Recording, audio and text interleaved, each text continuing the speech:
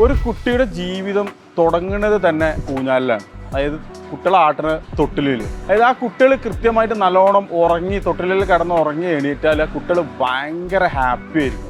അതുപോലെ തന്നെയാണ് പ്രോപ്പർ ഊഞ്ഞാൽ എന്ന് പറയുന്ന സാധനം. ഒരു 90 വയസ്സുള്ള വലിയ അപ്പോൾ അവർക്ക് ആ ഊഞ്ഞാലിൽ ഒരു കുറച്ച് സമയം ആടിക്കഴിഞ്ഞാൽ ഒരു ഭയങ്കര ഹാപ്പി ആയിരിക്കും. ഇത്രയേറെ ഏത് ഏജ് ഗ്രൂപ്പിലും സന്തോഷിപ്പിക്കുന്ന ഒരു പ്രൊഡക്റ്റ് പ്ലേ ഗ്രൗണ്ട് എക്യുപ്മെൻ്റ് ഉണ്ടോയെന്ന് ചോദിച്ചാൽ ഇല്ല എന്ന് തന്നെയാണ് പറയാൻ പറ്റുക. നമ്മളെ ഓണം, നമ്മുടെ പല ഫെസ്റ്റിവലുകളുമായിട്ടും വളരെ ഡയറക്റ്റായിട്ട് കണക്റ്റഡ് ആണ് ഊഞ്ഞാൽ. പക്ഷേ എന്നിരുന്നാലും ഊഞ്ഞാൽ ഒരു വിദേശി പ്രൊഡക്റ്റാണ്. അതായത് ഏറെക്കുറെ BC 1450 ഗ്രീക്കിലാണ് ശരിക്കും ഈ ഊഞ്ഞാലിൻ്റെ ഉത്ഭവം എന്ന് പറയപ്പെടുന്നത്. അതിൻ്റെ തെളിവായിട്ട് ആ കാലഘട്ടത്തിൽ കണ്ടെത്തിയ ഒരു പ്രതിമ, അതായത് ആ പ്രതിമയിൽ വുമൺ ഓൺ സ്വിങ് എന്നുള്ളൊരു പ്രതിമ വളരെ പ്രശസ്തമാണ്. അതായത് 3000 വർഷത്തിന് ശേഷം സ്റ്റിൽ ഹോട്ട് സെല്ലിംഗ് ആയിട്ടുള്ള ഒരു പ്രൊഡക്റ്റാണ് ഈ ഊഞ്ഞാൽ എന്ന് പറയപ്പെടുന്നത്.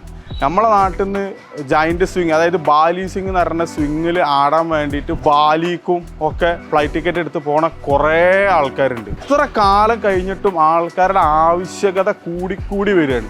ചെറിയ വീടുള്ളവർക്ക് ചെറിയ സ്ഥലത്ത്, വീടിൻ്റെ ഉള്ളിൽ, ടെറസിൽ, ചിലർ ലാൻഡ്സ്കേപ്പിൽ ഒരു ഓപ്പൺ സ്പേസിൽ ഊഞ്ഞാൽ വെക്കാൻ വേണ്ടി പറയും. അതായത് കാലം പോകും തോറും വൈനിനൊക്കെ പോലെ ഇതിൻ്റെ വീര്യം കൂടിക്കൂടി വരികയാണ് ഈ പ്രൊഡക്റ്റിന്.